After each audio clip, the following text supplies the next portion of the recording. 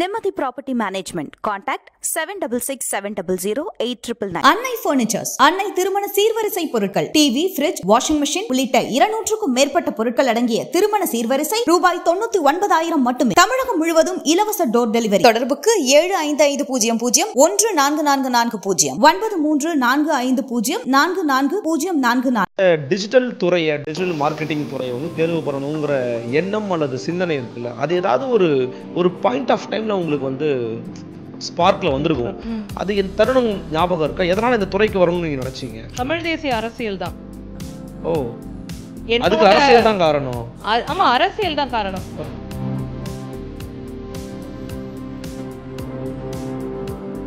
இப்போ கோவிட் பிரேக்ல வந்து அதிகமாக மெட்டாவும் சரி, இன்ஸ்டாகிராம் வழியாகவும் நிறைய பேர் அவங்க பொருட்களை விற்க ஆரம்பிச்சாங்க. அப்போ அவங்களுக்கு ஒரு கைடன்ஸ் இல்லாமல் பண்ணிட்டு இருந்தப்ப நம்ம ஏன் வந்து இந்த துறையில் வந்து இந்த பிளாட்ஃபார்ம் பற்றின நாலேஜை வந்து கற்றுக்கிட்டு அவங்களுக்கு அதை பண்ணி கொடுக்க முடியாது அப்படின்றத பார்த்தேன். எந்த பிளாட்ஃபார்மில் அதை போய் உட்காந்து அதை வந்து நம்ம ப்ரமோட் பண்ணால் சரியாக இருக்கும் அப்படின்ற எல்லா ஆராய்ச்சியும் செஞ்சுட்டு அதற்கான ஒரு ஃபுல் ட்ரான்ஸ்ஃபர்மேஷன் சர்வீசஸ்ன்னு சொல்லுவோம், அது டிஜிட்டல் ட்ரான்ஸ்ஃபர்மேஷன் சர்வீசஸ். இது எண்ட் டு எண்ட் யூசர் ஜேர்னியை முழுக்க நம்ம வந்து இலகுவாக்கி கொடுத்துரும். முதல்ல அதை சந்தைப்படுத்துதலுக்கான தேவை இருக்கான்றதே நிறைய பேர் தெரியாது. எல்லாருமே மார்க்கெட் பண்ணணும்னு நினைக்கிறாங்க. அப்படி கிடையாது. அப்படி கிடையாது. ஒரு சில ப்ராடக்ட்ஸ்க்கு மார்க்கெட்டிங்கே தேவையில்லை, அதோட டிமாண்டே ஹையாக இருக்கும். இது வந்து அந்த ஆண்டர்பிரினர்ஸ்க்கு தெரியும், ஆனால் வந்து அவங்க அதை உள்வாங்குறாங்களா அப்படின்றது தெரியாது. அதுதான் இப்போ வந்து நிறைய பெண்களுக்கு வந்து கிளாத் நாப்கின்ஸ் இருக்கிறது அவேர்னஸ் இருக்கும், ஆனா எந்த இடத்துல அதை வாங்கணும் அப்படிங்கிறது தெரியாது. இப்போ இதை சொல்லி கொடுக்கறது தான் வந்து நம்மளோட நிறுவனத்தோட வேலை. ஆனா ஒரு இன்ஃப்ராஸ்ட்ரக்சர் கிடையாது, எல்லாருமே ரிமோட் ஒர்க்கர்ஸ் தான். ஆபீஸ் இன்ஃப்ராஸ்ட்ரக்சரே இல்ல, ஆபீஸ் இன்ஃப்ராஸ்ட்ரக்சரே கிடையாது. 5 வருஷமாவே இல்ல. இது கொரோனாவாலயா இல்ல அப்படி நீங்க எதுவும் பிளான் பண்ணல? இல்ல, எனக்கு இன்ஃப்ராஸ்ட்ரக்சருக்கு செலவு பண்ணணும்ன்ற தேவையே இல்லை. ஏன்னா எனக்கு இருக்கிறது global clients. How you differentiate from others? எந்த இடத்துல நீங்க வேறுபடுறீங்க? பிரிட்ஜ் எங்க வேறுபடுது? பிரிட்ஜினுடைய சிறப்பு தன்மை we disrupt. ஈழத்திலிருந்து அவங்க வாங்கி அந்த விற்கிற அந்த ப்ராடக்ட் தான் அவங்களோட யூனிக் ப்ராடக்ட் அப்படின்றது வந்து அவங்க வாய் வழியா சொல்லிட்டு இருந்ததை நம்ம வந்து ஒரு கேம்பெயினா மாற்றணும். ஹியூமன் இன்டர்ஃபியரன்ஸ் இல்லாமல் ஏஐ வச்சு நம்ம எதுவும் இது பண்ண முடியாது. ஏஐ வந்து நம்ம ஒரு ஸ்மார்ட்டான சூப்பர்மேனை வேலைக்கு வச்ச மாதிரி தான். இல்லை, ஏஐ வரமா சாபமா? எங்களுக்கு வரம் தான். ஒரே வேலையை தொடர்ச்சியாக ஒரே மாதிரி செய்வங்களுக்கு ஏஐ சாபம் தான். அதுல எந்த தனித்துவமே இல்லை அப்படின்னா அது சாபம் தான். நம்ம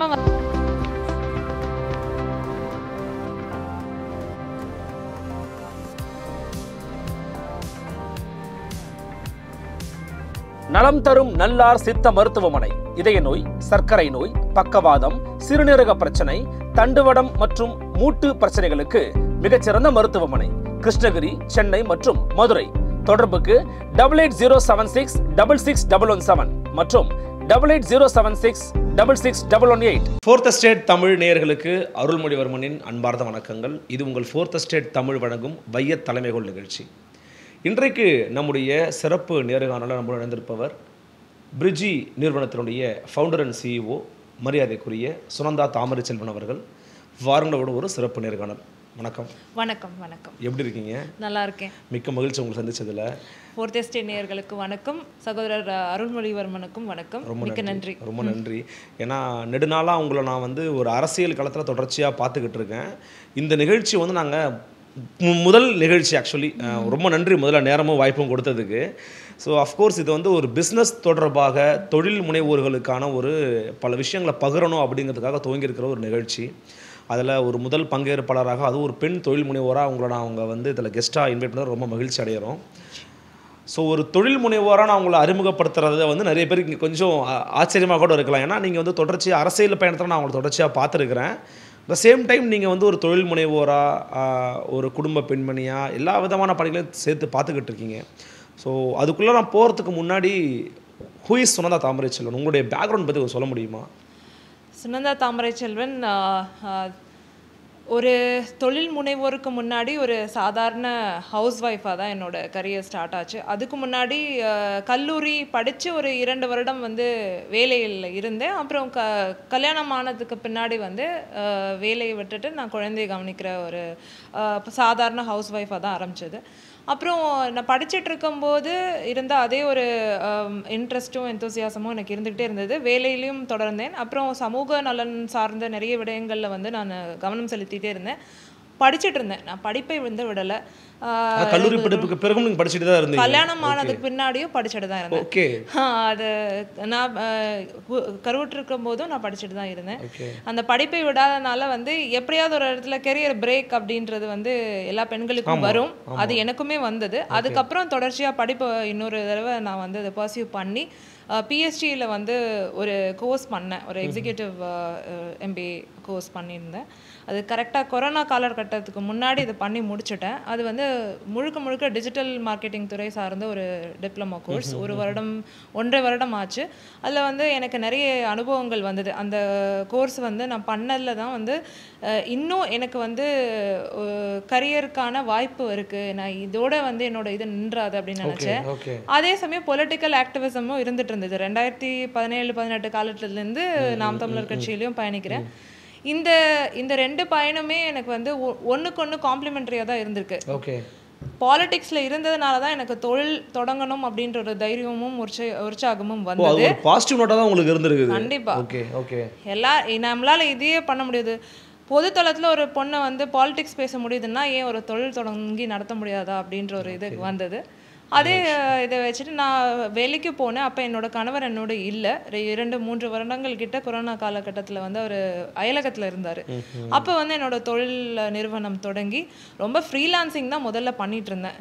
அப்போ வந்து கோவிட் வந்து எனக்கு ஒரு பாசிட்டிவ் பிரேக்காக தான் இருந்தது என்னோட தொழிலுக்கு. ஏன்னா எல்லாருமே ஆன்லைனுக்கு வந்து அவங்களோட சந்தைப்படுத்துதலை அதெல்லாம் துவங்கிட்டாங்க.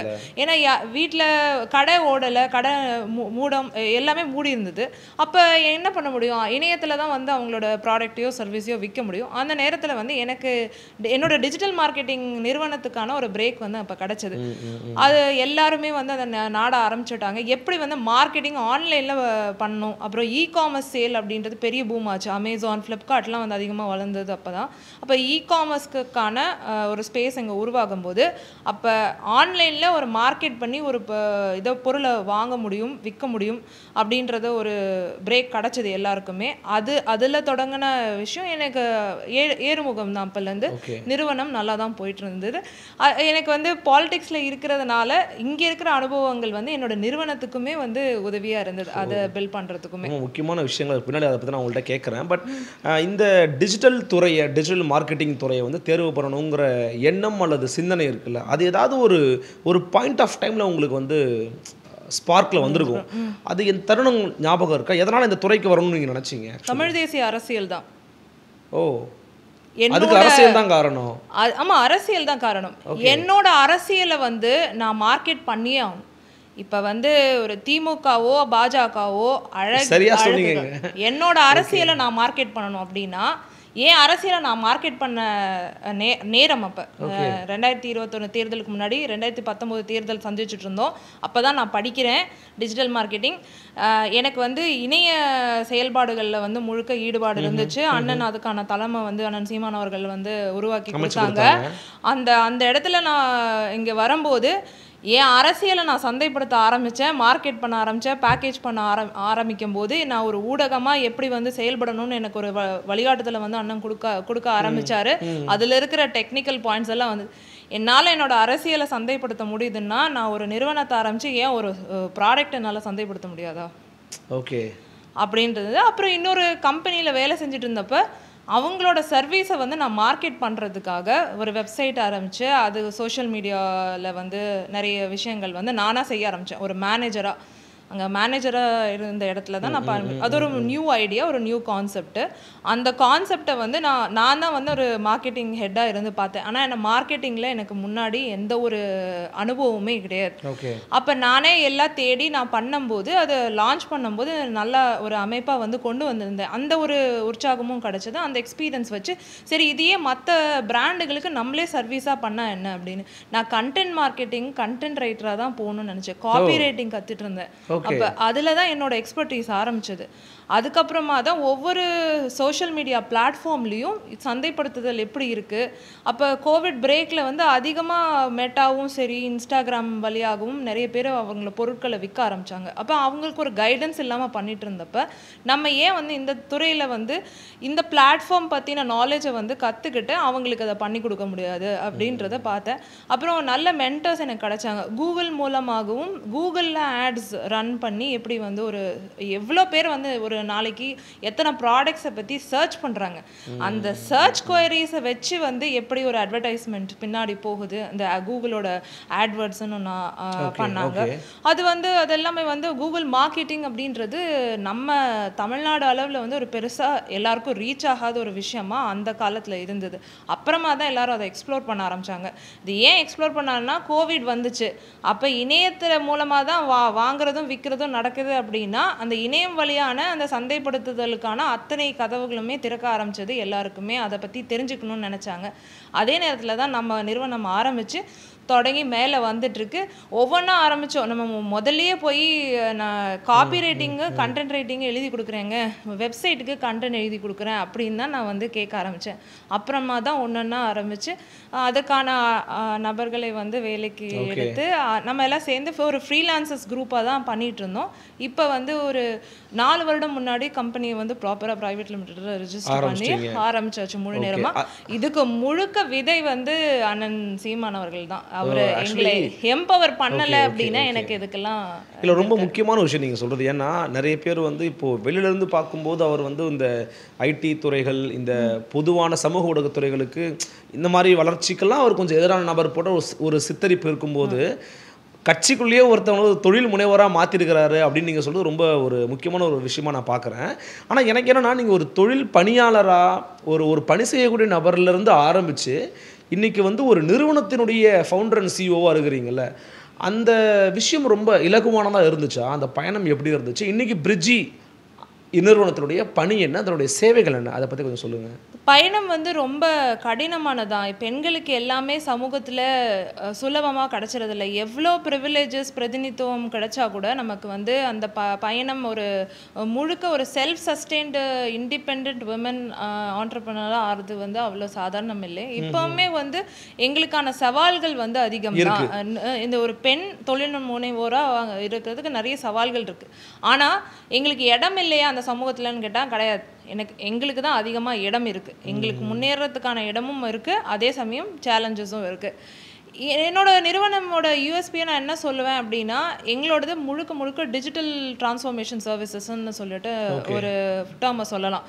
அதாவது சந்தைப்படுத்துதல் மட்டும் இல்லை, ஒரு ப்ராடக்டோ சர்வீஸோ அது தொடக்கத்திலேருந்து அதோட ஜர்னியை வந்து நம்ம வந்து ஃபுல்லாக இது பண்ணிக்கலாம். எப்படின்னா அந்த ப்ராடக்ட்டுக்கு மார்க்கெட்டில் என்ன தேவை இருக்குது, அந்த ப்ராடக்ட் வந்து எப்படி சரியாக பேக்கேஜ் பண்ணலாம், அந்த பேக்கேஜிங் டிசைன்ஸ்லேருந்து லோகோலேருந்து அப்புறம் அதுக்கான ஒரு இணையதளம் உருவாக்குறதுலேருந்தோ அதுக்கான முதல்ல அந்த இணையதளம் தேவையா, இல்லை வந்து எந்த பிளாட்ஃபார்ம் அதுக்கு கரெக்டாக இருக்கும், எந்த பிளாட்ஃபார்மில் அதை போய் உட்காந்து அதை வந்து நம்ம ப்ரமோட் பண்ணால் சரியாக இருக்கும் அப்படின்ற எல்லா ஆராய்ச்சியும் செஞ்சுட்டு அதற்கான ஒரு ஃபுல் ட்ரான்ஸ்ஃபர்மேஷன் சர்வீசஸ்ன்னு சொல்லுவோம். அதை டிஜிட்டல் ட்ரான்ஸ்ஃபர்மேஷன் சர்வீசஸ்.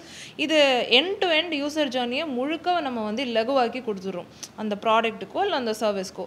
இது அந்த கரெக்டாக ப்ரீ லான்ச்சுக்கு முன்னாடி எந்த விதமான ப்ரொமோஷன்ஸ் தேவைப்படுது, அந்த ப்ராடக்டை வந்து பொசிஷன் பண்ணுறதுக்கு மார்க்கெட்டில் எப்படி நம்ம பொசிஷன் பண்ணணும், அப்புறம் ப்ரமோஷனல் ஆக்டிவிட்டீஸ் அது பொசிஷன் பண்ணிட்டோம் மார்க்கெட்டில், அதுக்கு இந்த ப்ராடக்ட் இங்கே அவைலபிளாக இருக்குது, இந்தந்த தளங்களில் வந்து அதை நீங்கள் வாங்கலாம் அப்படின்றதுக்கு வந்து என்ன ப்ரமோஷன் ஆக்டிவிட்டீஸ் மார்க்கெட்டிங் எஃபர்ட்ஸ் தேவைப்படுது, இது எல்லாமே நம்ம கொடுக்குறோம்.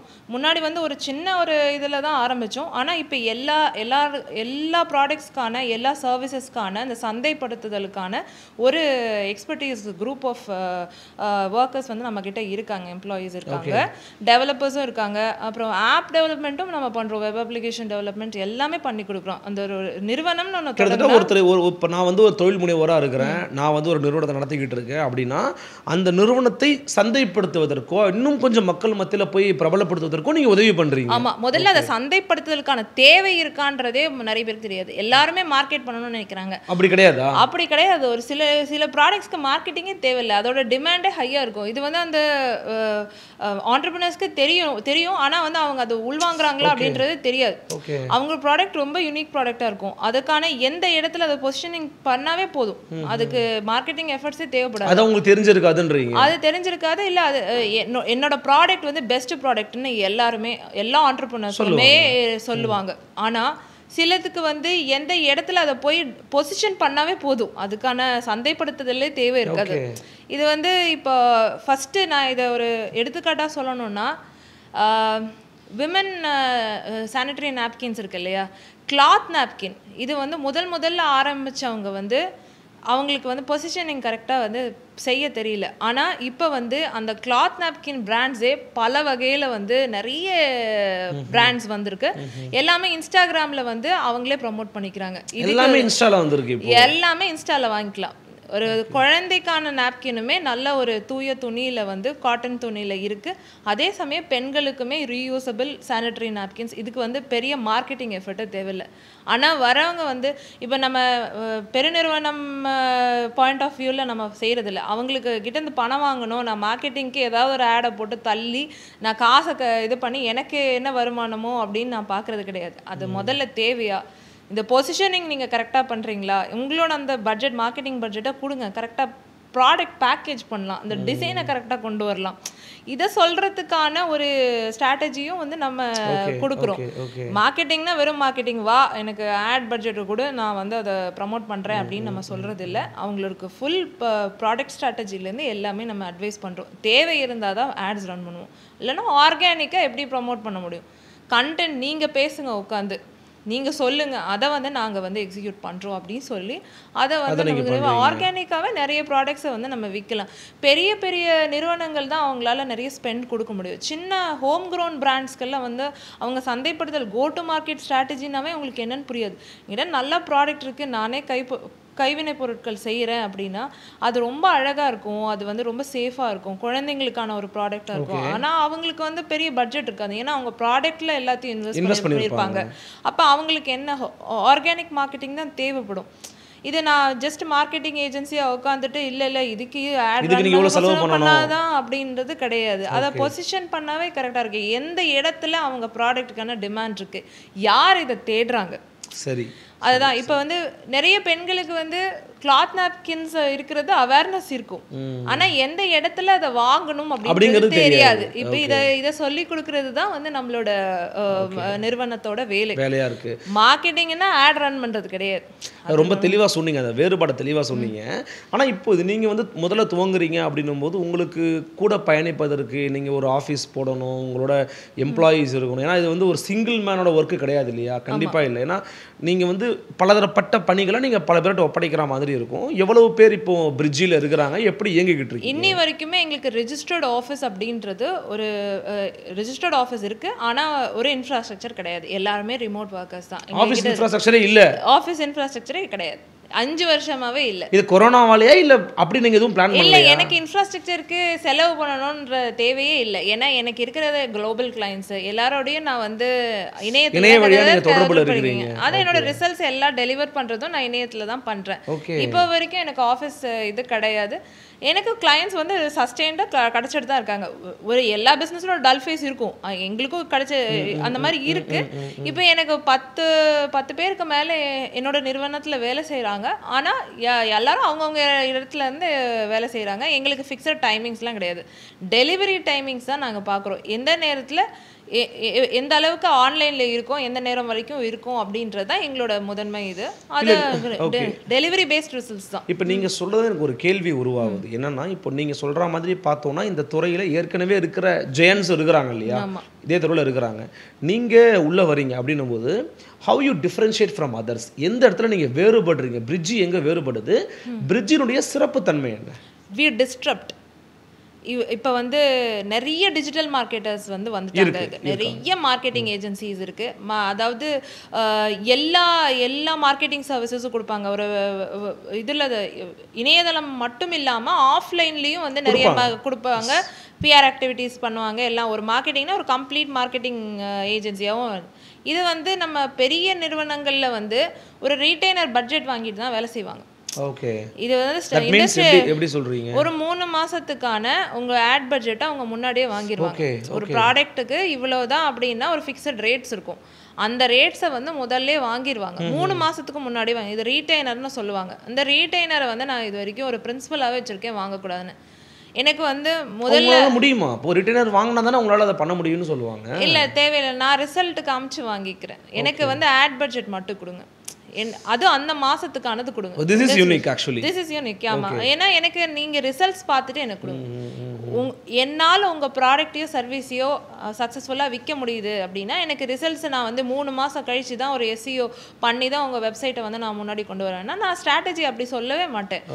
இது பண்ணால் இதில் இவ்வளோ ரிசல்ட்ஸ் கிடைக்கும், இந்த இது எஃபர்ட்டை சேர்த்து போட்டால் இவ்வளோ ரிசல்ட்ஸ் கிடைக்கும், உங்களால் எவ்வளோ முடியும்னு சொல்லுங்கள், நம்ம அதுக்கு தகுந்த மாதிரி பண்ணலாம் அப்படின்னு. இது வந்து ஒரு ஃபார்-ஃப்ளெஜ்டு விஷன் அப்படின்னு தான் நான் சொல்லுவேன். ஏன்னா என் மேலே நம்பிக்கை இருந்தால் அவன் ரீட்டைனர் கொடுக்கணும்னு அவசியமே இல்லை.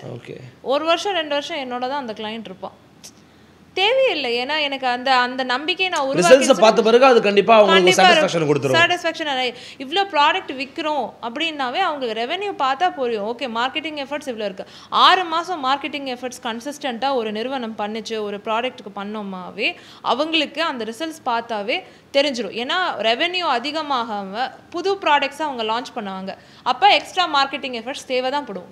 திரும்ப நம்மக்கிட்ட தான் வருவாங்க. அவங்களோட இனிஷியல் ப்ராடக்ட்ஸ் லான்ச் பண்ணுற ப்ராடக்ட்ஸை நம்ம ஓரளவுக்கு அவங்களுக்கு சந்தைப்படுத்தி கொடுத்துட்டோம் அப்படின்னா அவங்க ஒன்ஸ் அந்த ரெவென்யூ பார்க்க ஆரம்பிச்சிட்டாங்க, அவங்களுக்கே சேனல்ஸ் தெரியும், இந்தந்த இடத்துல நம்ம பொசிஷன் பண்ணலாம். அப்போ அந்தந்த சேனலுக்கு என்ன தேவைப்படும் அப்படின்றது நம்மக்கிட்ட பிஸ்னஸை பெருக்கிறதுக்கு தான் வருவாங்களே தவிர்த்து நம்ம இல்லை நம்மளால் வந்து முடியவே முடியல, ஏன் இவ்வளோ பட்ஜெட் நான் ஆட் பட்ஜெட் கொடுத்தேன், இத்தனை ஆட்ஸ் ரன் பண்ணிங்க, ஆனால் வந்து எனக்கு எதுவுமே விற்கலையே, இதுலேருந்து லீட்ஸே வரலையே அப்படின்னு சொன்னால் தான் நமக்கு இது. நான் அவ்வளோ வாங்கவே போகிறது இல்லையே. முதல்ல ட்ரையல் அண்ட் எரர் பேசிஸ் தான். எந்த பிளாட்ஃபார்மில் அந்த ஆடை ரன் பண்ணால் அந்த ப்ராடக்ட்டுக்கான வேல்யூ இருக்குது, அதில் விற்கிதா இல்லையா, எல்லாருக்குமே சேல்ஸ் தான் பிரதானம். அந்த சேல்ஸ் நடக்கலை அப்படின்னா அந்த கிளைண்ட் வர மாட்டாங்க. யார் பிராண்ட் என்கேஜ்மெண்ட் பண்ணா? இப்போ பெரிய நிறுவனங்கள் நீங்கள் சொல்கிற பெரிய மார்க்கெட்டிங் ஏஜென்சிலாம் பிராண்ட் என்கேஜ்மெண்ட்டுக்கு தனியாக பட்ஜெட் இருக்குது. நான் அந்த பிராண்டை வந்து மிதமாக வந்து சாஃப்ட் லான்ச் பண்ணுவேன், அதுக்கப்புறம் தான் நான் சேல்ஸ் பார்ப்பேன் அப்படின்னா. இப்போ நான் கேட்குறதே முதல்ல ஒரு கிளைண்ட் வந்தாங்கன்னா உங்களோட கவனம் எதில் இருக்குது, முதல்ல ப்ராடக்ட் விற்கணும்னு வரீங்களா இல்லை பிராண்ட் என்கேஜ்மெண்ட்டில் நீங்கள் கவனம் செலுத்தணுமா, இதை வந்து நம்ம மெதுவாக எடுத்துகிட்டு போகலாமா, ஒரு 2 மாதம் வந்து நம்ம சேல்ஸ் கான்சன்ட்ரேட் பண்ணாமல் இந்த ப்ராடக்ட் வந்து எக்ஸ்டென்சிவாக சில ப்ராடக்ட்ஸ் இருக்கும், அது வந்து நம்ம மக்களுக்கு ரொம்ப தெளிவாக விளக்கி சொன்னால் தான் வந்து ஒரு ப்ராடக்டோட என்ன யூஸ்ன்னு புரியும். அப்போ அந்த ப்ராடக்ட்டுக்கு நம்ம பிராண்ட் என்கேஜ்மெண்ட் பண்ணி தான் ஆகும். இல்லை அந்த மாதிரி நீங்கள் பண்ண எக்ஸாம்பிள்ஸ் ஏதாவது ஷேர் பண்ண வாய்ப்பு இருக்கா? இப்போ இந்த விஷயத்தை நாங்கள் யூனிக்காக இருந்துச்சு, நாங்கள் அதை கொண்டு போய் ரீச் அவுட் பண்ணோம், இது எனக்கு ரொம்ப நல்ல எக்ஸ்பீரியன்ஸாக இருந்துச்சுங்கிற மாதிரி ஷேர் பண்ண முடியும்? ஆமாம், நிறைய நம்ம பண்ணியிருக்கோம். நம்ம ஒரு பிராண்ட் சொல்லணும்னா ஒரு கிராசரி ஷாப் ஆரம்பித்தாங்க லண்டனில். நம்ம தமிழ் மக்கள்லாம் சேர்ந்து ஒன்று ஆரம்பித்தாங்க. அவங்க நிறுவனம் வந்து கிராசரி தான், ஆனால் வந்து அவங்க என்ன பண்ணாங்கன்னா சீசனல் ஃப்ரூட்ஸை வந்து நம்ம ஊர்லேருந்து வர வச்சாங்க. ஓகே, நம்ம ஊர்லேருந்து மட்டும் இல்லை, அங்கே சவுத் ஏஷியா ஃபுல்லாக கிடைக்கிற சீசனல் ஃப்ரூட்ஸை வந்து அங்கே லண்டனுக்கு வர வச்சாங்க. அப்போ வந்து அவங்களுக்கு நம்மக்கிட்ட சொல்லும் போது அவங்களோட யூனிக் இதுவே செல்லே சொல்லலை. நம்ம கேட்டோம் எல்லா கிராசரி ஷாப்புக்கும் உங்களுக்கு என்ன டிஃப்ரென்ஸு. இப்போ நிறைய பெரிய பெரிய நிறுவனங்கள் அங்கே இருக்குது, ஆல்ரெடி லண்டன் அந்த இதில் இருக்குது. அப்போ நீங்கள் உங்களோட யூனிக் இதுன்னா அவங்க கேட்கும் போது தான் சொல்கிறாங்க, நம்ம மாம்பழ சீசனில் நம்ம ஊர் அல்ஃபான்ஸா இதெல்லாம் கிடைக்கும், மாம்பழம் நம்ம யூனிக் வெரைட்டிஸ் ஃப்ரூட்ஸ் எல்லாம் நம்ம வச்சு விற்கிறோம். முதல்ல ஃப்ரூட்ஸ் தான் சொன்னாங்க. அப்புறம் ஒவ்வொரு இதில் இப்போ வந்து ஈழத்தில் கிடைக்கிற ஒரு ஊர்கா பிராண்டு அவங்க கடையில் விற்கிறாங்க. அது வந்து முதல்ல அவங்க தான் அந்த இடத்துல அதை சந்தைப்படுத்துறாங்க. பட் அவங்களுக்கு அது எப்படி மார்க்கெட்டிங் பண்ணுறதுன்னு தெரியல. மார்க்கெட்டிங்கில் அதை சொல்லணும்னு நம்ம கிட்ட சொல்ல, நான் கேட்கும்போது தான் அவங்களுக்கு தெரியுது. அப்போ வந்து அதை பேஸ் பண்ணி நம்ம வந்து கிரியேட்டிவ்ஸ் பண்ணோம். ஒரு இப்போ கிவி ஃப்ரூட் வந்து ஆஸ்திரேலியாவிலேருந்து வர வச்சு லண்டனில் அவங்க விற்கிறாங்க அப்படின்னா அப்போ வந்து அந்த டார்கெட் ஆடியன்ஸ் யார்? ஆஸ்திரேலியன்ஸ் தான் அதிகமாக. அப்போ இப்போ கிவி வந்து ஆஸ்திரேலியன்ஸ் மட்டும் கன்சியூம் பண்ணுறதில்ல, எக்ஸாட்டிக் ஃப்ரூட் வெரைட்டியில் வருது. இது வந்து ஒரு முக்கியமான ஒரு விஷயம். இதை நம்ம சொல்லும் போது தான் வந்து அவங்களுக்கு தெரியுது, ஓ இதுதான் நம்ம முக்கியமாக ஹைலைட் பண்ண. பெஸ்ட் செல்லிங்னு சொல்லிட்டு ஸ்விக்கியில் பார்ப்போம் இல்லையா, பெஸ்ட் செல்லர்ஸ் அப்படின்னு. அது பெஸ்ட் செல்லிங்னு யார் சொல்கிறா? அவன் தான் சொல்கிறான். அது வந்து செல்லாதா இல்லையான்றது நமக்கு தெரியாது இல்லையா? அப்போ நீங்கள் வந்து அதை தானே ஹைலைட் பண்ணும். நான் ஊர்லேருந்து வாங்கிட்டு வர நம்மளோட சேலம் மாம்பழங்கள் தான் வந்து என்னோட இதுன்னா, அப்போ அதுக்கான ஆடியன்ஸ் எங்கே இருப்பாங்க? இந்தியர்கள் வாங்குவாங்க.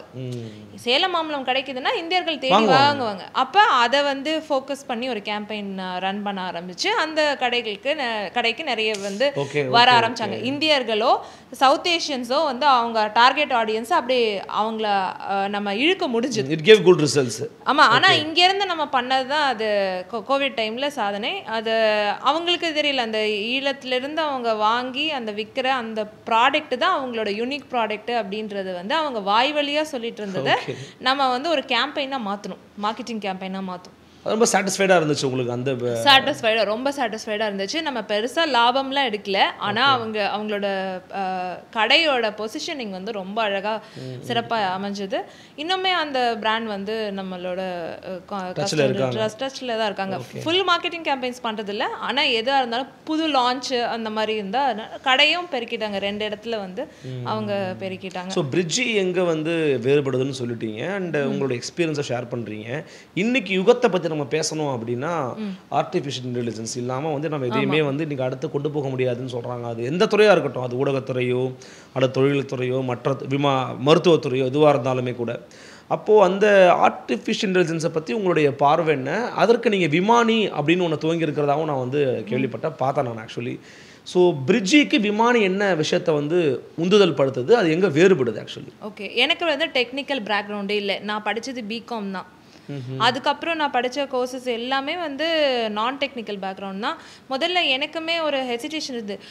2 வருஷம் முன்னாடி என்னோட கணவர்கிட்ட நான் இந்த கேள்வியை வந்து ஒரு பயணத்தில் கேட்குறேன். இப்போ ஏஐ எல்லா வேலையும் மார்க்கெட்டிங்கில் செய்யுதே, அப்போ நமக்கான தேவை என்ன? எல்லாமே ஆட்டோமேஷனில் வந்துட்டா கண்டென்ட்டும் அதுவே எழுது, அதுவே வந்து டேக்லைன் கொடுக்குது, வேலைகள் எல்லாமே அது வந்து எளிமைப்படுத்துது. ஆமாம், என்னோட கம்பெனிக்கான தேவையே இல்லாமல் போயிடுமே அப்படின்ற ஒரு கேள்வி வந்து நான் ஒரு 2 வருஷத்துக்கு முன்னாடி நான் கேட்டேன். ஆனால் என்னோட கம்பெனியில் வந்து இருக்கிற என்னோட முதன்மை வேலையில் இருக்கிற எல்லாருமே வந்து ஏஐ அவங்க கற்றுக்க ஆரம்பிச்சிட்டாங்க அப்போவே. நான் கேள்வி கேட்டு எனக்கு வந்து ஒரு இடம் இல்லாமல் போயிருமே, எனக்கு வேலையே இல்லாமல் போயிருமே அப்படின்னு நான் கேள்வி கேட்ட நேரத்தில் அவங்க அடாப்ட் பண்ணிட்டாங்க. ஓகே, அது வந்து ஹியூமன் இன்டர்ஃபியரன்ஸ் இல்லாமல் ஏஐ வச்சு நம்ம எதுவும் இது பண்ண முடியாது. ஏஐ வந்து நம்ம ஒரு ஸ்மார்ட்டான சூப்பர்மேனை வேலைக்கு வச்ச மாதிரி தான். இல்லை, ஏஐ வரமா சாபமா? எங்களுக்கு வரம் தான். ஓகே, அது எங்களை வந்து எங்களோட முயற்சிகளை வந்து ஆம்ப்ளிஃபை தான் பண்ணியிருக்கே தவிர்த்து எங்களோட வேலைகளை குறைச்சிட்டு எங்களோட முயற்சிகளை ஆம்ப்ளிஃபை பண்ணிருச்சு ஏஐ. பட் ஃபார் யூ வரம்னு சொல்றீங்க, அது சாபமா இருக்கிறவங்களுக்கு இருக்கா? இருக்கு. ஒரே வேலையை தொடர்ச்சியா ஒரே மாதிரி செய்வங்களுக்கு ஏஐ சாபம் தான். அதுல எந்த தனித்துவமே இல்லை அப்படின்னா அது சாபம் தான். நம்ம வந்து ஏஐ வந்து கத்துக்கிட்டு தான் ஆகணும் அப்படின்ற சூழல்ல இருக்கும். அது எந்த துறையானாலும் சரி, உங்க துறையில வந்து செயற்கை நுண்ணறிவுக்கான இம்பாக்ட் என்ன, அது எந்த வகையில உங்க வேலையை பாதிக்கிறது இல்லை, உங்க வேலையை எப்படி அதை மேன்மைப்படுத்தி கொடுக்குது அப்படின்றதுதான் நம்ம பார்க்க வேண்டிய ஒரு விஷயம். இப்ப பாதிக்கு மேல வேலையை வந்து நம்ம ஆட்டோமேட் பண்ணிருக்கோம். கண்டென்ட் கிரியேஷன் இப்ப ஒரு நம்ம வந்து காப்பி ரைட்டரா நான் ஆரம்பத்துல இருந்து எப்படி வந்து ஒரு ஆடுக்கான அந்த ஸ்லோகன் எழுதுனா சரியா இருக்கும் அப்படின்றத நான் பல வழியில 10 தடவை 15 தடவை யோசிப்பேன். நான் இப்ப யோசிச்சு நான் எழுததான் வேணும், இப்பயே நான் எழுதுறத நிப்பாட்டல, என்னோட அறிவை பயன்படுத்தி நான் அதை எழுதணும். ஏன்னா எனக்கு தான் அது தெரியும் அந்த ப்ராடக்ட்டுக்கு எவ்வளவு. ஆனா ஏஐ கிட்ட நான் கேட்கலாம், இந்த ப்ராடக்ட்டுக்கு இந்த ஸ்லோகன் வந்து இப்ப நான் கொடுத்தா இது மாதிரி முன்னாடியே எத்தனை ப்ராடக்ட்டுக்கு இந்த மாதிரி வச்சிருக்காங்க, அப்புறம் வந்து இது சரியான வார்த்தை பயன்பாடா அப்படின்றத அதை நீ ரிசர்ச் பண்ணி சொல்லு அப்படின்னா எனக்கு 10 கேஸ் ஸ்டடி கொடுக்கணும். இது வந்து நான் மேனுவலா பண்ணணும். முன்னாடி ஒரு ப்ராடக்ட் டேக்லைன் எழுதுறதுக்கே முன்னாடி எனக்கு 2-3 நாள் தேவைப்பட்டதை ஏஐ வந்து இப்ப எனக்கு 2 நிமிஷத்துல சொல்லி, அப்ப என் வேலையை அதை எளிதா குறைக்குது. ஆனா என்னோட இன்டர்ஃபியரன்ஸ் இல்லாம அந்த வேலையை அதை செய்யல. உங்களுடைய முயற்சி இல்லாம உங்களோட தூண்டல் இல்லாம பண்ண முடியாது. என்னால பல இதுல இப்ப நான் ஒரு கான்ஃபரன்ஸ்க்கு நான் பேசுறதுக்கு போறேன் அப்படின்னா என்னோட என்டையர் ஸ்பீச் கான்டென்ட்டை வந்து நான் கொடுக்குற ப்ராம்ப்ட்ஸ் வச்சு அதை எனக்கு சொல்லிடுது. ஆனா அதை நான் வந்து ஒரு பாயிண்டர்ஸா மாத்துறது எனக்கு எது தேவை, என்னோட நிறுவனத்தை சார்ந்து நான் பேசுறேன் இல்லை என்னோட தொழில் சார்ந்து நான் பேசுறேன்னா எனக்கு எது தேவை, நான் என் கஸ்டமர் எக்ஸ்பீரியன்ஸை இதோட நான் தொடர்பு படுத்திக்கணும். பாயிண்ட்ஸ் எடுத்து கொடுப்போம். ஆனா அதை நான் என்னோட கஸ்டமர் எக்ஸ்பீரியன்ஸ் வச்சு நான் தொடர்பு படுத்தி தான் நான் அதை பேசுறேன். சரியா இருக்காது.